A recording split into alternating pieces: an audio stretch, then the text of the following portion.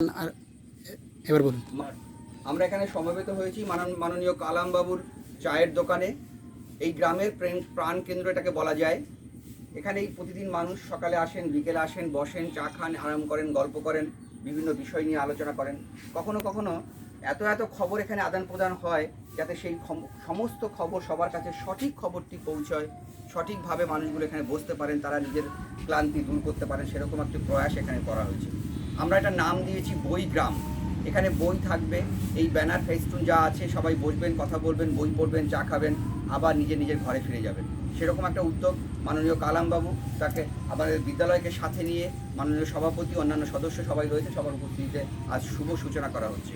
বই গ্রাম, আসুন, বই পড়ুন, মিনাপুর নিম্ন বুনিয়াদী বিদ্যালয়। এই বিদ্যালয়ের সৌজন্যে গোটা প্রক্রিয়াটা চলছে। গোটা গ্রামে যত চায়ের দোকান আছে সমস্ত চায়ের দোকানগুলোকেই আমরা এই মডেলে সাজিয়ে তুলতে চাইছি, যাতে মানুষগুলো আরেকটু নতুনভাবে নিজেদের ভাবনার বিকাশ ঘটাতে পারে। যিনি চায়ের দোকানের মালিক মাননীয় কালাম শেখ মহাশয়, তিনি এবং বিদ্যালয়ের সভাপতি, অন্যান্য সদস্যগণ সবাই মিলে এই আজকের এই শুভ বিষয়ের শুভ সূচনা হচ্ছে। কাইচি দিয়ে ওটা কাটবেন, সবাইকে হাততালি দেবেন। ওনার হাতটা হাতটা লাগান। হ্যাঁ,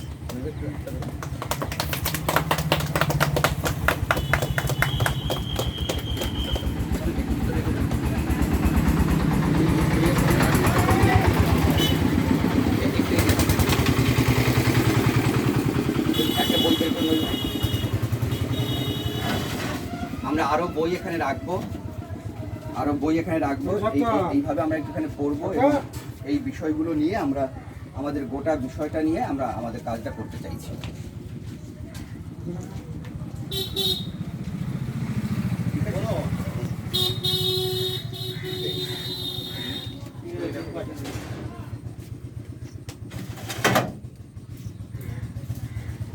আপনাদের প্রত্যেককে অনেক ধরনের সুন্দর করে ওঠে। এদিকে বাইরে এটা নেবেন। আমরা এখন কাজটা করতে পারি। কালামবাবু, আপনার একটু দায়িত্ব যে এটাকে কিভাবে সুন্দর করে রাখা যায় যাতে দোকানটা সুন্দর লাগে। আর এইগুলো আমি পরিষ্কার করে নেব, দেখবেন একটু অন্য দেবেন। হ্যাঁ, ঠিক আছে, চলো। আপনাদের কাজ যদি হ্যাঁ জানি তো।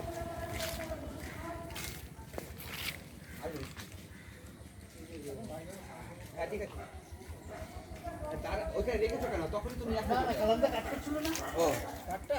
হ্যাঁ,